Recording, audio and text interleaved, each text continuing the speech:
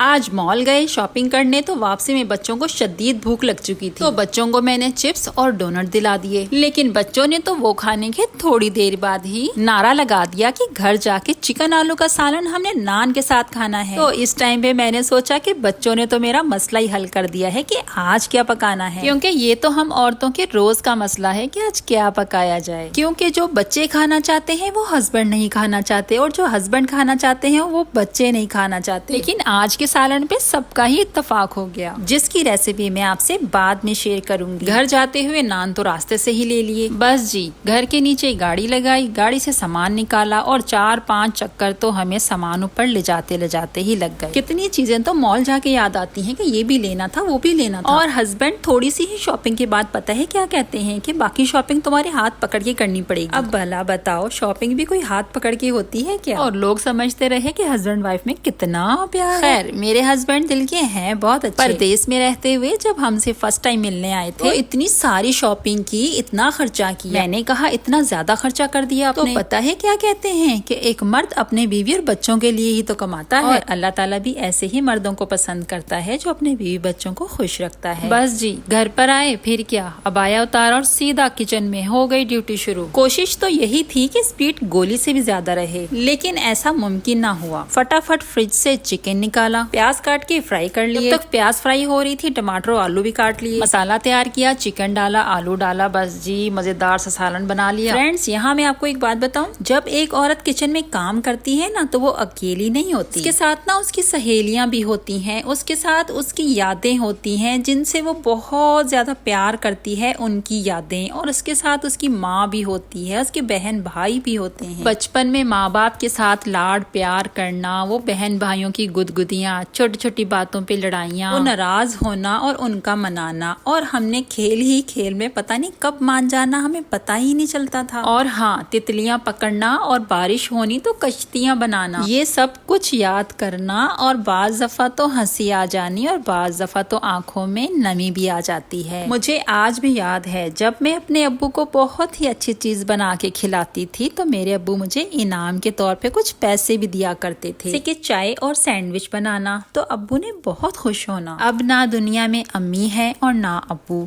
पर उनकी दुआएं और उनकी यादें हमेशा हमारे साथ रहेंगी। बचपन में साथ खेलने वाले बहन भाई जब बड़े हो जाते हैं तो शादियों के बाद दुनिया में कहाँ कहाँ चले जाते हैं, किस किस मुल्क में जाके बैठ जाते हैं। अब तो ना वो बचपन के लाड प्यार रहे और ना ही तितलियों के पीछे भागना। हमारी अम्मी ना पराठे बहुत मजे के बनाती थी, घी वाले पराठे, बल वाले, बहुत परत वाले, जबरदस्त किस्म के। चाय के साथ खा लो तो मजे के लगते थे, सालन से खा लो तो मजे के लगते थे, और अचार से तो मैं बता नहीं सकती। और मेरी अम्मी के हाथ के दाल चावल तो जबरदस्त जायका होता था कि खाते चले जाए बंदा, खाते चले जाए, पेट ही ना भरे। वैसा टेस्ट तो मुझे अपने हाथ में लाने के लिए शायद सदियों लग जाएं, या शायद वो भी कम पड़ जाएं। ये जो अम्मियां होती हैं ना, इनके हाथों का टेस्ट ही अलग होता है, कमाल किस्म का ना जादू होता है।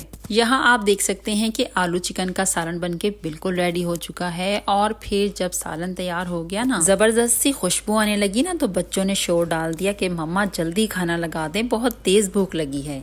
तो बस वही फटाफट से खाना लगाया और हम सब ने मिलके खाना खाया। मेरे हस्बैंड और बच्चों को सालन बहुत ही पसंद आया और बहुत तारीफ की उन्होंने।